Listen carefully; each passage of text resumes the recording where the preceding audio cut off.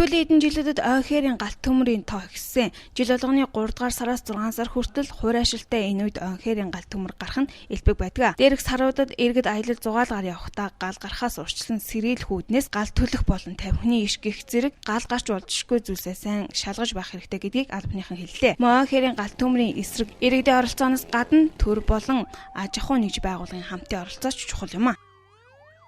Хүн бүрийн оролцоо, ялангуяа иргэдийн оролцоо бол хамгийн чухал байна. За мөн дээр нь одоо энэ өдөр тутамдаа энэ одоо мэдээллийн одоо 900 болсон энэ тохиолдолд энэ хэвлэл мэдээллийн байгууллага маань энэ одоо ойрын төмөрөөс урьдчилан сэргийлэх чиглэлээр бас иргэний үүргээ тий иргэний одоо тийм үүргээ биелүүлж одоо энэ зүйлд оролцож ялангуяа энэ төрөл бүрийн одоо шторк одоо тэр сэрэмжлүүдийг давтамжтайгаар бас гаргаж явах тийм ээ. Заавал юм гарсан хойно биш. Гарахаас өмнө урьдчилан сэргийлж энэ дээр бол хамтран оролцох. Тэдгээрийн бол одоо бас оролцоо бол дэмжлэг өндөр байгааг. Өнөөдөр ой хээрийн галт төмөр гарах эрсдэлтэй хэдэгдэн газрууд байгаа эдгээр газрын дийлэнх хувьд нь айлууд амьдардаг. Үүнээс улбаалаад мөн ой хээрийн галт төмөр гарах тохиолдол байдаг. Тиймээс галт төмөр гарах эрсдэлтэй газар болон ойр овчинд газар өгөхгүй байх. Гал гарах эрсдэлтэй байшид байгаа айл өрхүүдэд хяналт тавих шаардлагатай байгаамаа.